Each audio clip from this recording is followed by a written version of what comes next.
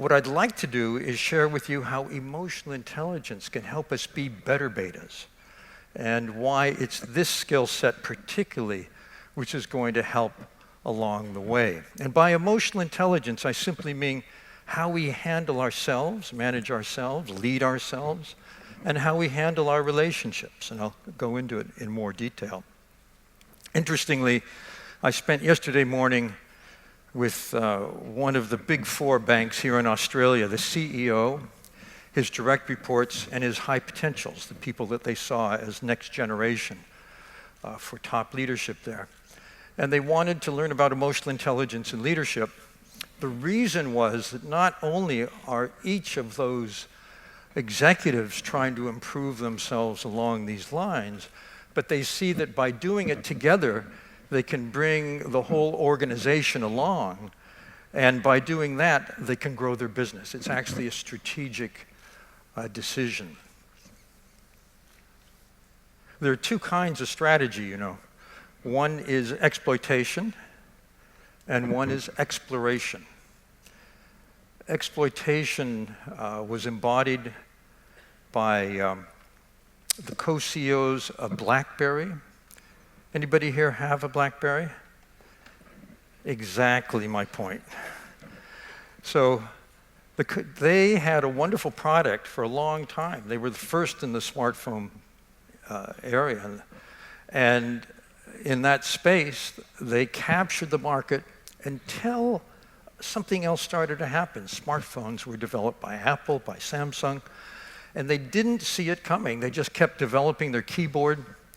In fact, in 2007, there was a small squib in what was then the major news magazine in America, Time magazine. It said, you know, there's a new word in the English language. The word is pizzled.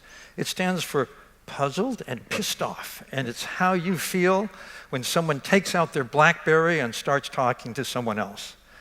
Things have changed. The norms for attention have changed. Now we don't feel pizzled. But also you can tell it was 10 years ago because they said BlackBerry instead of iPhone. So the other strategic approach is exploration. That's what Steve Jobs was brilliant at. It's looking at the next new thing, innovating, being able to be there before your competitors. So emotional intelligence may seem counterintuitive, but I'm going to argue that it's what makes us better betas. I first started to realize the importance of emotional intelligence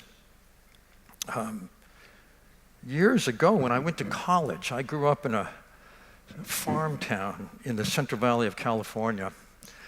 And actually, the outskirts of Perth reminded me of where I grew up. But this town was not distinguished in any way, but I managed to get into the most competitive college in America because they wanted to diversify. They wanted a kid who was from a public school instead of an elite prep school, and from somewhere else. In those days, that was considered diversification. So I found myself at this fancy college and met a guy who had perfect scores on every college entrance exam. This guy was brilliant, high IQ, but he had a problem. The problem was he couldn't get up in the morning on time, never got to class, never finished his papers. Took him 8 years to get his bachelor's degree. So he was brilliant on the IQ side. He was lacking in terms of how he managed himself. Some years later, I went to my 20th high school reunion, and I met someone there who was the most successful person in our class at that time. And I had known him pretty well in high school. He was someone who was really not a good student. He was so-so, like an average, very average student. But he was a fantastic human being. He was the kind of person who you enjoyed doing things with, who really listened, who was very gracious, put you at your ease, you had fun with him. 20 years later, he was the senior vice president of a company that then was the hottest company going, the hottest sector going. It was cable television. Then at the 40th reunion, I got the rest of the story. This guy had left that company, started his own company, became CEO, sold it at the peak of the market, and did something that, from the point of view of all the people who lived in my hometown, was a mark of success. and that was that he lived on a golf course in Florida. So he had a lot of emotional intelligence, not much IQ. And that makes sense to me. I met recently the CEO of BlackRock. BlackRock is the world's largest investment company. It manages trillions of dollars. And he was puzzled. He said, "Can you explain why it is that I hire the best and the brightest from the very best schools or companies, and I still have a bell curve for performance? What's going on here?"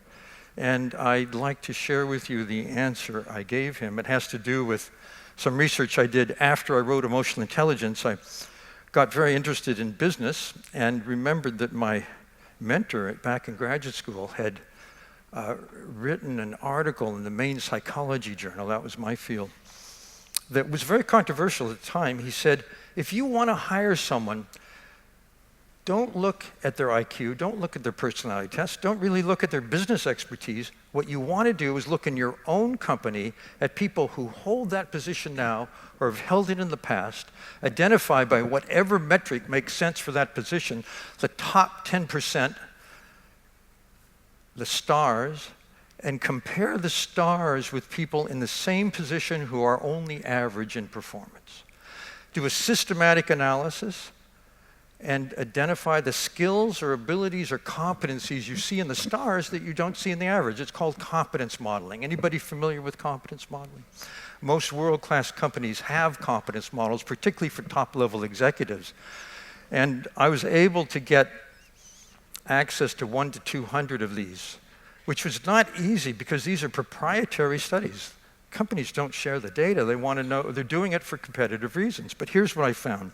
I aggregated the data, and I just looked at, this is the very back of the envelope, how many of those abilities the companies themselves independently have identified as distinguishing their stars, how many of those abilities are based on cognitive strengths, IQ and technical skills, or emotional intelligence, how we handle ourselves and our relationships. And what I found was that for jobs of all kinds, emotional intelligence is about twice as important.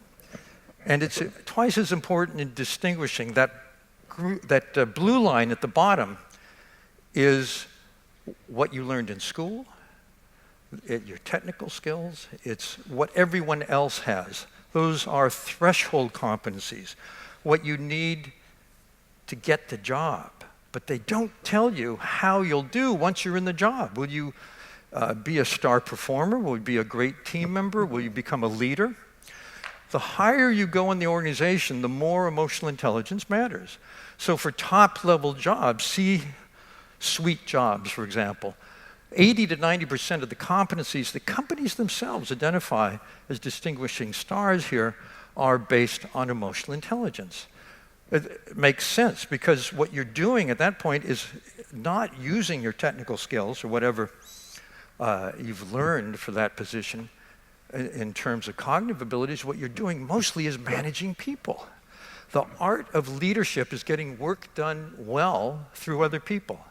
So there was just a study done of engineers and what distinguished the best engineers from average engineers. And it turns out success as judged by their peers, people who know the job well and the person well, correlates 0 with IQ and enormously with emotional intelligence.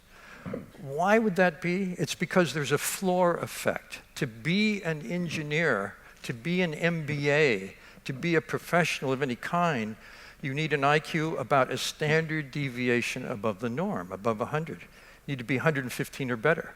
The floor effect is once you are in that role, everyone else is as smart as you are. So IQ drops away as a predictor of success. Emotional intelligence remains.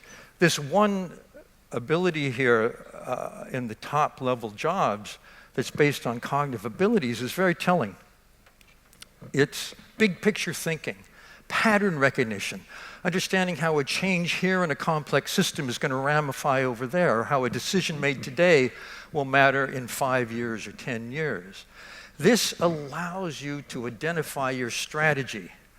But once you have your strategy, you can only get there through your people. You have to do what? You have to communicate, persuade, listen, dialogue, inspire, motivate, and all of those are emotional intelligence skills.